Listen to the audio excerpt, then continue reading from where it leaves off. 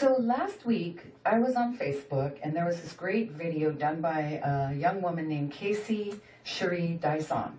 And she was discussing the word Haole because she had referred to her child as a Haole, Hapa Haole, and her Haole friend got really offended by it. And so she made this video, and it's had about, I want to say, almost 50,000 views right now.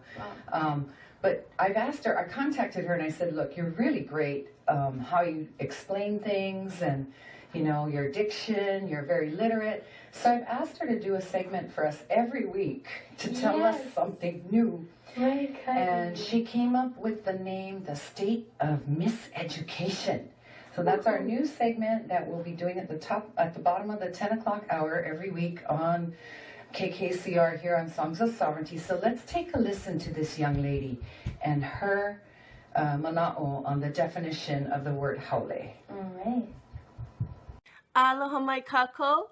This is Casey Cherie bringing you State of Miseducation. And there is plenty of miseducation surrounding the Hawaiian word Haole, a neutral word meaning foreign, and now primarily references whites. A popular myth is that the word Haole derives from two Hawaiian words. The first, ha, breath of life, and the second, ole, without, supposedly meaning without the breath of life. This myth is said to be based on the arrival of whites in Hawaii, not greeting Hawaiians in the traditional manner, which is nose to nose, breathing in each other's breath, or ha. The implications of this false translation is that Haole are without breath, without soul, without humanity. The problem with this is that the word Haole cannot be split into separate words like this based on the grammatical rules of the language. Doing so would mean that Haole would be correctly pronounced Hāʻole. It isn't, and it never was. Lauren Andrews' 1865 Dictionary of the Hawaiian Language clearly lists the pronunciation to be Haole, not Hāʻole. Not only do the words sound very different, they are spelled very differently too. In Haole, there is no kahako over the A, there is no okina.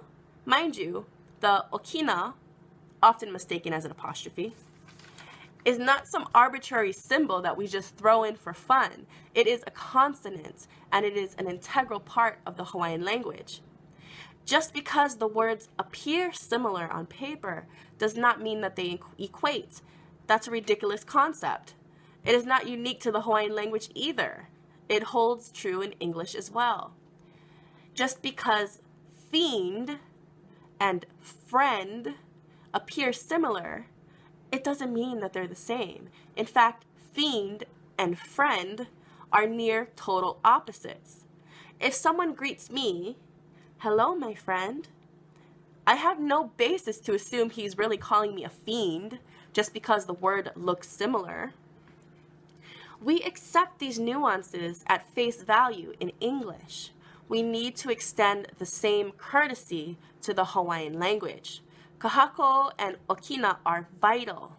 Examples: kanaka, that means person or human being. Kanaka, that means Canada or Canadian. Kakae, that means lively. Kakae, that means frail. This is the nature of languages, okay? So, Haole means foreign, and now primarily whites. The word has existed since our origins. It's in the Kumulipo, our creation story. It has been used to describe plants, birds, even Hawaiians and other Polynesians. To suggest its meaning has anything to do with lacking ha is absurd. The word Haole has nothing to do with Captain Cook. It has nothing to do with greetings or breathing or souls. It isn't an insult. No matter how much some people might want it to be an insult, it just isn't. Really, some people just so want to believe in some sinister origin for this word, and they cling to this myth so tightly. Why? That doesn't make it true. That other word would be Hāʻole, which isn't even a real word anyway. It is a cruel and clever pun created solely after the fact to try and create some negative connotation where none exists. Come on. Haole does not mean without breath. Haole means foreign, specifically a reference to whites. Okay? Mahalo and aloha.